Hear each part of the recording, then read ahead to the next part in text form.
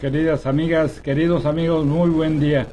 Hoy es miércoles 30 de agosto del 2023 y aquí estamos sus amigos Miguel el Tapatío, Miguel el Pato Tío, aquí en Tijuana es el Pato Lucas, su servidor José Saldaña Rico, acompañado de la recién peinada tía Juana.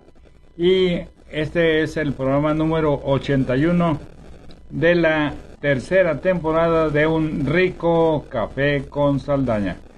El día de hoy vamos a continuar con los archivos de su servidor, recordando al entrañable amigo maestro Rubén Vizcaíno Valencia. Esta es una charla en donde él habla de cómo tuvo importante participación para diseñar el escudo de la ciudad de Tijuana. Entonces vamos a continuar en este contexto. Hoy agradecemos su presencia y los invitamos a que guarden este espacio. De tal manera que vamos a la plática. Con su amistad, y él tendría otros problemas de carácter personal. Bebía mucho. Y a veces se le descomponía el carácter, pero no conmigo. Conmigo siempre me trató con mucha deferencia. Entonces me dijo, bueno, ¿y qué otra cosa podemos hacer con ese escudo? Lo estuvimos discutiendo. No recuerdo si con él y con los otros miembros del Cabildo. Y llegamos a la conclusión de que el escudo debería tener un lema. Y ese lema, pues era necesario también lanzar una convocatoria. Por eso había que hacer dos convocatorias, una para el lema y otra para el escudo. Entonces, aquí hay otro factor que me parece interesante. Resulta que yo tenía mi propio lema para Tijuana. Y ese lema no hacía mucho tiempo, habrían sido más o menos unos 2 años, un poquito más. En 1959, cuando se abrió por primera vez el periódico El Mexicano. Fíjense ustedes, gracias Jorge Martínez Cepeda, porque estoy rescatando una plática con el maestro Rubén Vizcaíno Valencia y me interesa mucho que tu punto de vista respecto a esta charla, porque es en relación al escudo de Tijuana. Entonces, espero tu apoyo en recuerdo al maestro. En el primer número del periódico El Mexicano, a mí me tocó escribir un texto. No solamente yo, sino seguramente otras personas más tuvieron que escribir textos sobre Tijuana. Porque resulta que con motivo de la inauguración del periódico El Mexicano, pues iba a venir ni más ni menos que el presidente de la República, el licenciado López Mateos. López Mateos era muy amigo del director del periódico El Mexicano. Estoy hablando 2 años antes de Velázquez. 2 años y medio, 2 años o 3 años. Y entonces yo escribí un texto refiriéndome a Tijuana y diciendo, aquí empieza la patria. Como se le puede ocurrir a cualquiera, estoy seguro que es una frase común y corriente, pero a mí me pareció que era una frase muy significativa. Entonces, pasados los años, cuando el licenciado Velázquez me dice que hay que lanzar una convocatoria, le dije, bueno, pues mire usted, pues, podemos poner en el escudo la palabra Tijuana, aquí empieza la patria. ¿Y por qué? Dice, ¿por qué? Y le dije, bueno, pues porque así lo dijo casualmente el presidente de la República, el licenciado López Mateos. Ah, pues qué bien, tú sabes que yo, amigo personal, desde joven, con el presidente de la República. Y efectivamente, el presidente de la República, cuando estuvo en Tijuana, pronunció un discurso. Y entonces expresó el presidente de la República diciendo, como se ha dicho y con justicia, aquí en Tijuana, aquí empieza la patria. Y López Mateos había repetido una frase mía. A mí me pareció aquello una maravilla, me callé la boca. Pero ahora, en este momento, ya cuando se trataba de lanzar la convocatoria, dije, pues ¿por qué no la metemos, maestro? Y le dije que lo había dicho el presidente de la República, que era un gran amigo mío y que fue el que lo apoyó para ser presidente municipal de Tijuana, pues ya no había discusión, ¿no? Entonces, le dije, pero de cualquier manera hay que lanzar una convocatoria para el lema y una convocatoria para la pintura. Yo no sabía, por otro lado, que el licenciado Ildefonso Velázquez ya tenía el escudo. Esa es otra historia. Estoy hablándote de la verdad histórica, estoy hablándote de cosas confidenciales. Resulta que un amigo de él, periodista, amigo de él desde la Ciudad de México de algunos años, vino aquí a Tijuana en 2, 3 ocasiones y se le ocurrió hacer un proyecto para hacer el escudo de Tijuana. Hizo un escudo muy bonito y muy interesante. Y ya una vez hecho ese escudo, pues el presidente municipal tenía algún compromiso político con él o lo que tú quieras, pues decidió que podía ser el escudo, pero él no podía imponer el escudo sin reunir una serie de requisitos, ¿no? Se necesitaba que el ayuntamiento lanzara una convocatoria, que los miembros del ayuntamiento estuvieran de acuerdo, que se difundiera correctamente y que otras gentes presentaran proyectos. Y efectivamente se lanzaron las 2 convocatorias. Yo personalmente redacté las 2 convocatorias y se dieron a conocer en los periódicos y en volantes y lo que ustedes quieran, ¿no? Se necesitaba ser mexicano, radicado en Baja California, ser una persona capaz de expresar sus sentimientos, sus emociones, sus ideas sobre este tema. Se recibieron muchísimas proyectos de escudo y frases para ponerle el lema a Tijuana. Sinceramente, en lo que se refiere a los dibujos sobre Tijuana, para el escudo, pues no tenían una gran calidad. Sinceramente no la tenían. Y en lo que se refiere a las frases, algunas eran ingeniosas y adecuadas, como otras muchas, ¿no? Pero yo ya había de alguna manera influido un poco así emocionalmente en el ánimo del licenciado Velázquez, que además me tenía mucha estimación. Y habrá sido por complacerme y entre otras cosas porque estaba él seguro de que estaba complaciendo al presidente de la República. Y ya a la hora de discutir en el Cabildo, pues se acordó que debería ser el emblema Tijuana, aquí empieza la patria. Digo, algo que es bastante ilustrativo de lo que es efectivamente la ciudad. Y el escudo, pues, fue el del amigo de él. No recuerdo ahorita el nombre de él. Alguna vez escribí algo sobre esto hace algunos años. Yo recordaba el nombre de él. Se trataba de una persona que tenía méritos en la vida internacional de México. Era periodista. Tengo entendido que en alguna ocasión fue agregado cultural de México en España, en Europa. Un hombre muy educado, y después de eso ese hombre tuvo méritos para desempeñarse en cargos públicos importantes en el país. Bueno, lo que importa es que el ayuntamiento acordó que ese era el escudo. ¿Y cuál era el escudo? El escudo decía, estaba más o menos igual a este, pero resulta que el águila no funcionaba. Miren, este es más o menos el escudo al que estamos refiriendo. Aquí empieza la patria. Como de 3/4. Entonces, en lugar de estar de frente. Y había algunos elementos que no tenían, que no daban la solemnidad, la grandeza, el simbolismo de una fuerza histórica, algo así, ¿no? Y entonces resulta que otra persona con quien yo tuve una gran amistad fue el arquitecto el arquitecto que era jefe del departamento, fue jefe del departamento de obras públicas en el tiempo de Velázquez. Es de una familia mexicana muy famosa de artistas de cine, Homero Martínez de Hoyos.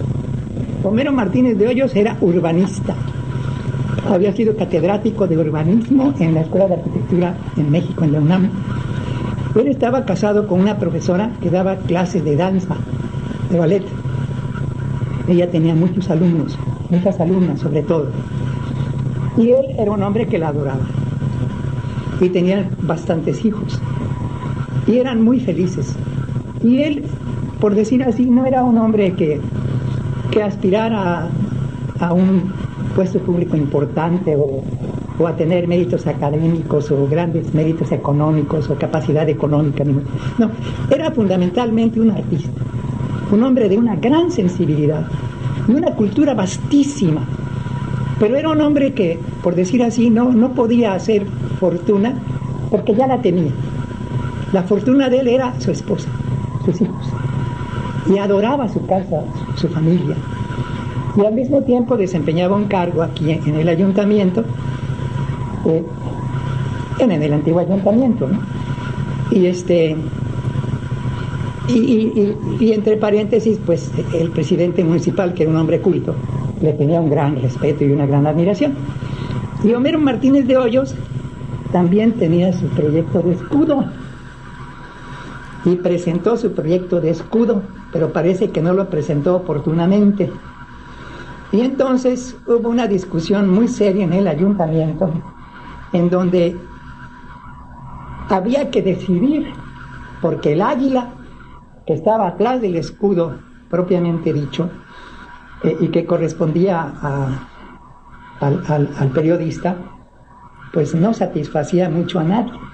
Entonces se decidió hacer una especie de ensamble de los dos escudos, el escudo del periodista y el escudo de Homero Martínez de Hoyos.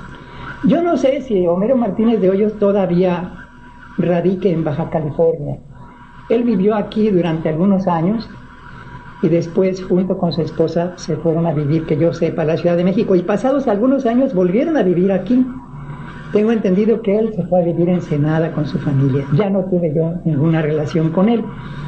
Homero Martínez de Hoyos es miembro de la familia Martínez de Hoyos. Y la familia Martínez de Hoyos, cuidado con ella. Tienes en eso, un pintor notabilísimo de México, hermano de él, una actriz, un actor, bueno, toda una familia notable. Gente muy culta, muy refinada, muy educada. Por cierto, Martínez de Hoyos era, además de arquitecto, era un estudioso de Baja California, pero sobre todo de la geografía, de la geología, del clima, de otros aspectos muy técnicos. Lo cierto es que se aceptó definitivamente hacer ese ensamble y entonces se aprobó. Digamos, estábamos hablando nosotros en la época de Ildefonso Velázquez. Tijuana era una ciudad, lo digo bajo mi responsabilidad personal, Tijuana era una ciudad eminentemente turística, pero de un turismo de rompe y rasga, llena de marineros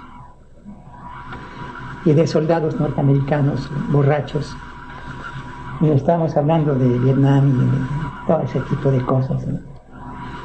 Y en ese entonces la ciudad de Tijuana no tenía propiamente hablando una historia. No había un orgullo de su tradición. Y pues el criterio que privaba en términos generales era la opinión de doña Josefina Rendón Parra, que había creado particularmente en Tijuana todo un dogma histórico sobre el pasado de Tijuana. Una historia que ella había acuñado, pero en general no había, por decir así, intelectuales notables, no había un instituto de investigaciones históricas. La cultura local era una cultura de vida nocturna que daba muy buenos ingresos a la ciudad, no existía todavía las maquiladoras. Tijuana todavía seguía siendo de alguna manera una ciudad dependiente en un 95% de los Estados Unidos. La moneda norteamericana circulaba preferentemente en la ciudad de Tijuana, la moneda mexicana se veía mal, etcétera, etcétera. Y en aquel entonces el ayuntamiento pues podía disponer de una libertad muy grande para decidir estas cosas, ¿no? Lo cierto es que este escudo, ¿gusto? ¿Qué llevaba el escudo aparte del águila? Pues un marco, nada más. Pero llevaba dibujos, algún del escudo, llevaba algunos dibujos de algunas figuras o algo. No, que yo recuerde, el escudo, la parte interna del escudo donde está la mano, pues representa ni más ni menos que la energía eléctrica de Rosarito. Rosarito formaba parte de Tijuana, ¿no? Después viene un oleaje que es el mar, ahí está el mar. Después viene la idea de la justicia social, que pues era ni más ni menos el lema del PRI. Y después pues están la vid, que representa el vino, ¿verdad?, que era una de las fuentes de riqueza turística de Tijuana. Las tradicionales engranes que representan la industria. Luego tenía el trigo, ¿cómo se llama? La espiga del trigo, y otra planta. Y abajo algo así como un fuego, una cosa así. El emblema es bastante sencillo, no es complicado, resultaba muy comprensible. Y pues se llevaba bien con el presidente de la República, se llevaba bien con la recién inaugurada productora de electricidad de Rosarito, se llevaba bien con la justicia social del PRI. Los elementos turísticos están puestos ahí sin necesidad de poner turistas norteamericanos, ¿verdad? Pero fue bien recibida por la comunidad. Pues no con mucho entusiasmo. ¿Hubo alguna ceremonia?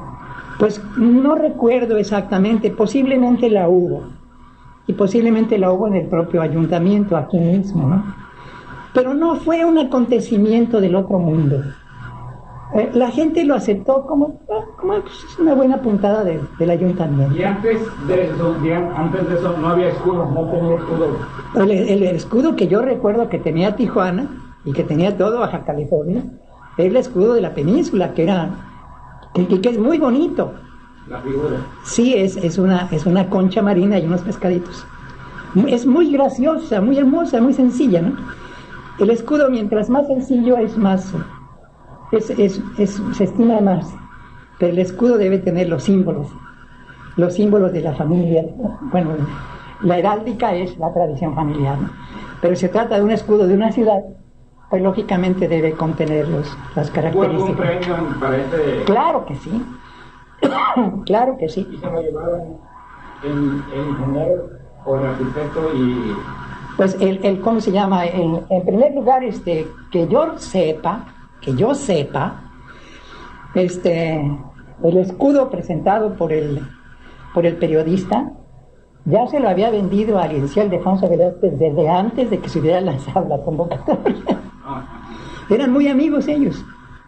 Entonces, no sé, le pidió una cantidad, le pidió prestado, qué sé yo, ellos eran muy amigos, ¿no? Dijo, aquí te dejo esto, así, una cosa de amigos. ¿Por qué esta ciudad no tiene un escudo? ¿Por qué no? Mira, pues te parece que está bien, ¿no?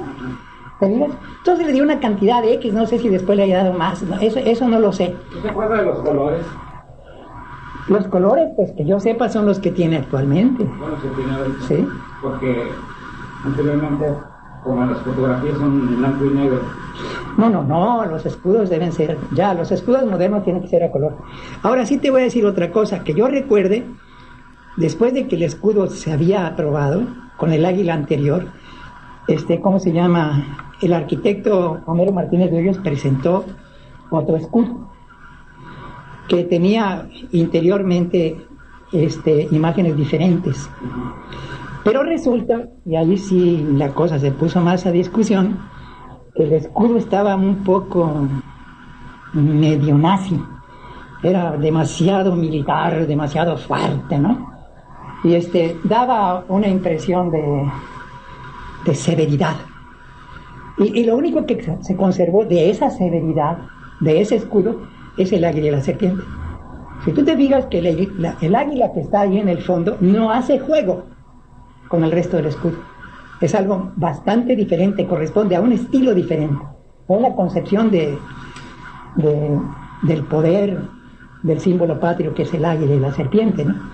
Digamos, pero no compagina, porque el brazo ese que tiene los rayos eléctricos y el mar y esa cosa, y la vid y lo demás, pues son más o menos cosas tradicionales. ¿Quiere decir que la termoeléctrica en su época fue fue un acontecimiento, claro? ¿Por qué? Bueno, la termoeléctrica fue un acontecimiento porque, bueno, pues porque que yo sepa, no sé si estoy en lo justo, estoy hablando de los años 60. En los años anteriores la corriente eléctrica que venía a Baja California venía de Estados Unidos. No había una fuente propia. Ya te puedes imaginar que traer la electricidad de Sinaloa o de Sonora pues llevaría un costo gigantesco, porque que yo sepa, en el camino tú mandas una cantidad determinada de unidades de electricidad, y si camina a 50 kilómetros pues ya se va bajando su poder, y a 100 kilómetros menos, y a 200 menos, y así sucesivamente, de manera que tienes que enviar una cantidad inmensa. Entonces se necesitaba que la electricidad pudiera surgir en la propia entidad, y afortunadamente cuando se descubrió la termoeléctrica de Mexicali, que consiste en captar mediante un mecanismo muy original del fondo de la tierra. Es decir, en Mexicali abundan históricamente volcancitos, volcanes chiquitos, abundan ya. En la época de Hernán Cortés ya se habla de que existían esos volcancitos, ¿no?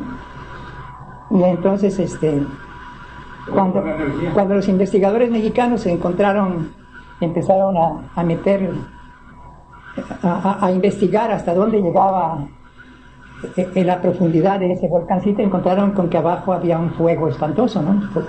Una cantidad de energía enorme. Entonces el chiste consistía en poder transformar la energía geológica del fondo de la Tierra a una profundidad bastante grande, transformarla en energía eléctrica. Y entonces Mexicali se transformó en una productora de energía eléctrica, y entonces se podía enviar al resto pero aquí en Tijuana, que yo sepa, se había hecho una productora de energía eléctrica que se manejaba, y creo que todavía se maneja con petróleo, ¿verdad? Que por cierto deja mucha ceniza y mucha porquería. Pero al mismo tiempo se estaba trabajando en otro gran proyecto desde la época si no me equivoco, desde la época de Braulio Maldonado, que era el proyecto de transformar el agua salada del mar en agua dulce, y para eso se requería una cantidad enorme de energía eléctrica. Entonces, coincidiendo, se necesitaba también una gran energía eléctrica para poder tomar el agua del río Colorado, subirla a más de 1000 metros hasta la Rumorosa, y después ya por gravedad bajarla hasta Tijuana.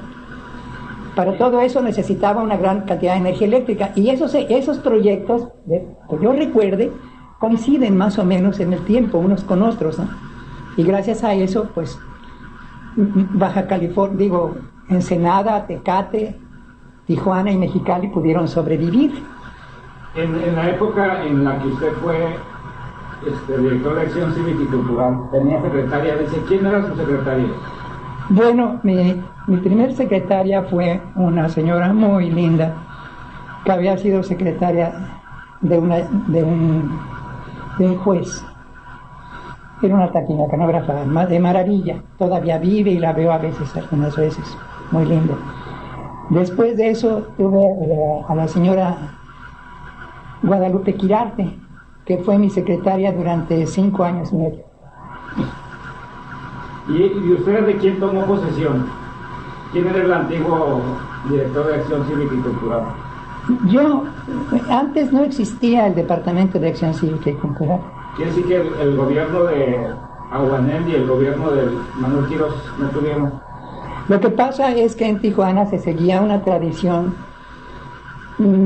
que era bastante frecuente en el interior del país y que aquí había existido durante muchos años. Había una junta patriótica.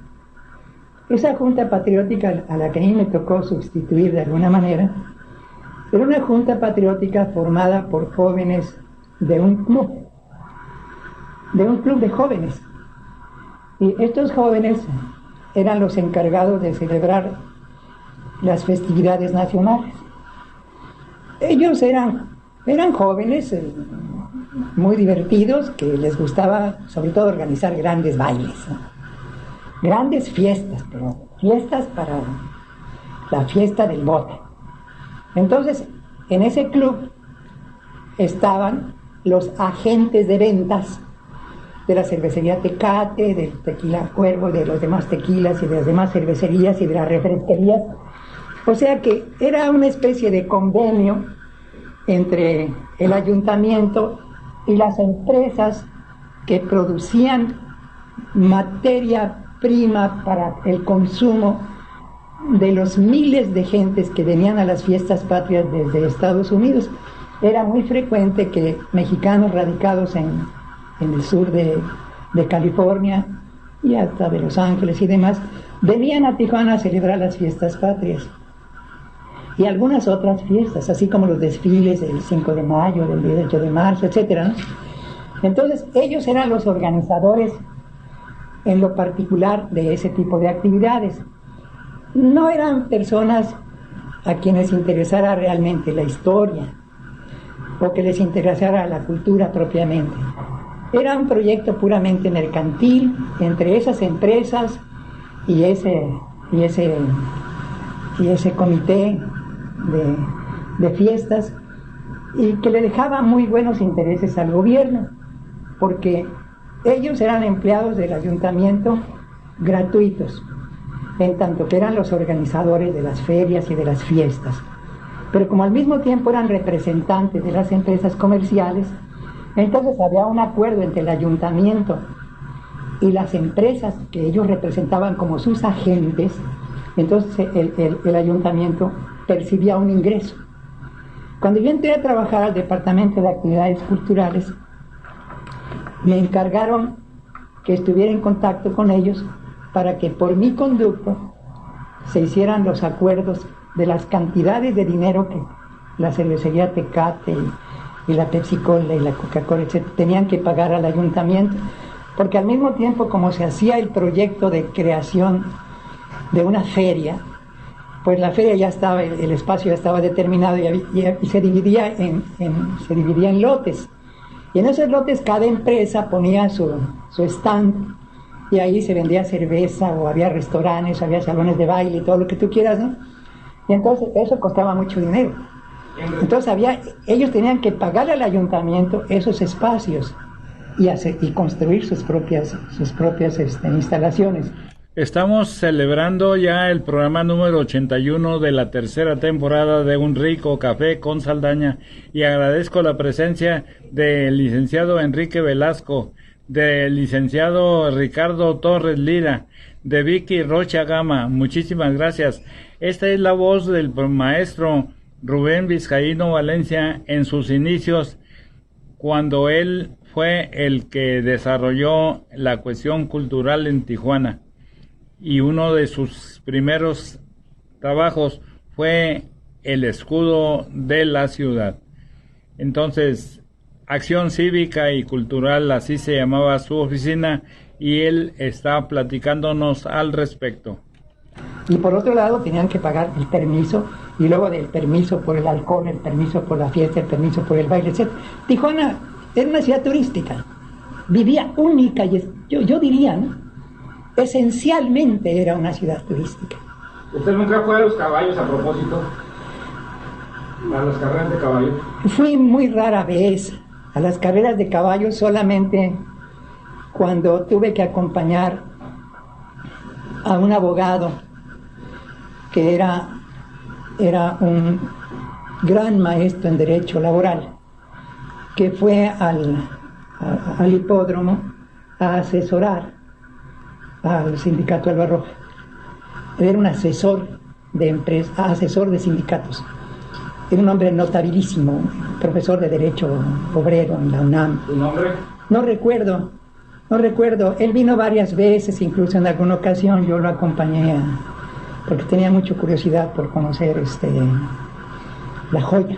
Y lo llevé a La Joya y recorrimos San Diego y esas cosas. Un hombre muy educado, muy fino.